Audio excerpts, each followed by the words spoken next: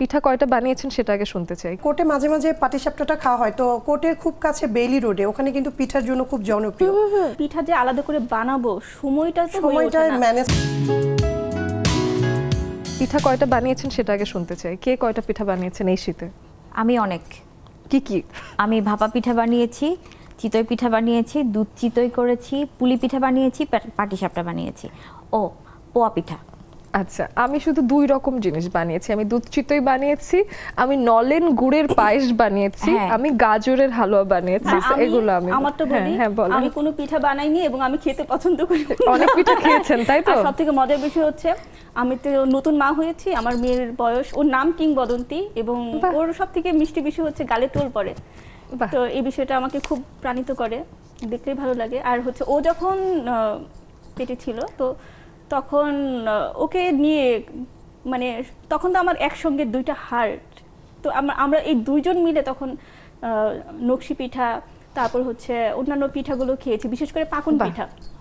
পাকুন পিঠাটা আমাদের ব্রাহ্মণবাড়িয়া কুমিল্লা ওই অঞ্চলে এত ভালো বানায় এবং আমার ফুপুরা খালারা মামিরা মানে অসাধারণ বানায়। দেখা গেছে যে হ্যাঁ। আমি হয়তো নরসিংদী গেলাম আমার মামা মামির বাসায়, বড় মামির বাসায়, মামি আমাকে সকালের নাস্তায় চিতই পিঠা, পাকুন পিঠা, নকশি পিঠা বাহ। দেয়। এত ভালো লাগে। এবং আমি পিঠা ভীষণ অন্যরকম। লাইক করি। এই আমি সব ভীষণ বললে আমার পছন্দ আসলে খেতে ইচ্ছে করবে। আপু কি বানিয়েছেন?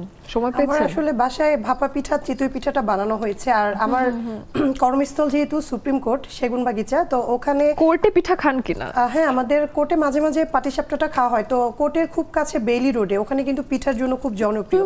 তো মাঝে মাঝে আমার হাজবেন্ড হচ্ছে আমার কোর্ট শেষ হলে পিক করতে চলে যায়, তো দেখা যায় যে ইভিনিং চেম্বার থেকে চলে যায় বেইলি রোডে গিয়ে ওখানে ইচ্ছে মতো পিঠা খেয়ে আসি, আবার বাসার জন্য পার্সেল আনা হয়। আবার আমরা যে কর্মজীবী নারী আসলে পিঠা যে আলাদা করে বানাবো সময়টা তো হয়ে ওঠে না। ম্যানেজ আর করা ছোট্ট একটা বাচ্চা সামলে আসলে বাসায় এসে আবার পিঠা বানানো, তার থেকে বরং মনে হয় যে কোথাও থেকে অর্ডার দিয়ে নিয়ে আসি। কিন্তু তবে আমার অফিস থেকে নিচে নেমে প্রতিদিন আমরা চিতই ভাপা এই পিঠাগুলো খেয়ে থাকি বাহ। এবং ভীষণ ভালো আমার লাগে। পিঠা বানানোর একটা গল্প বলি। আমার ছেলের বয়স 5 বছর, ওর নাম সম্পূর্ণ। অ্যাকচুয়ালি ওর জন্য আমার পিঠা বানানো। ও হচ্ছে ইউটিউবে অনেক কিছু দেখে, মা তুমি এটা বানাও। ওর বাবা আমাকে এই পর্যন্ত যা করাতে পারেনি, ও আমাকে করিয়ে কমপ্লিট করে আসলে ফেলছে। মেয়েরা নিজের সন্তানের জন্য যা করবে এটা আসলে পৃথিবীর কারোর জন্যই করবে না, এটা আসলে সত্যি কথা। কিন্তু আরেকজনের জন্য রিচি আপু করবে আমার মনে হয় যে হ্যাঁ, অবশ্যই। ভাইয়া আসলে এত সাপোর্ট করে, তো সেই হ্যাঁ, ক্ষেত্রে সে তো- তার জন্য না রাঁধলেই নয়, সে যা বলবে তাই করেন কিনা সেটা বলেন। হ্যাঁ, চেষ্টা করি সবসময় চেষ্টা করি। আরেকটা বিষয়, একটু সিরিয়াস কারণ প্রশ্নেও আসি। সবথেকে বড় বিষয় হচ্ছে আমি যেটাই রান্না করি সে বলে হ্যাঁ খুব ভালো হয়েছে। খুব ভালো। এদের জন্য রান্না করেও ভালো লাগে, যে খাবার খেতে খেতে দীর্ঘ ভাবনায় চলে যায়, মনে হয় ধনিয়া গুঁড়া আজকে একটু কম হয়েছে, তুমি কি আজকে জিরা দিয়েছিলে। তাদের জন্য রান্না করে মজা নাই, কিন্তু যে সবকিছু খেয়ে ভালো বলে ওদের জন্য আরো ভালো করে রাখতে ইচ্ছে করে।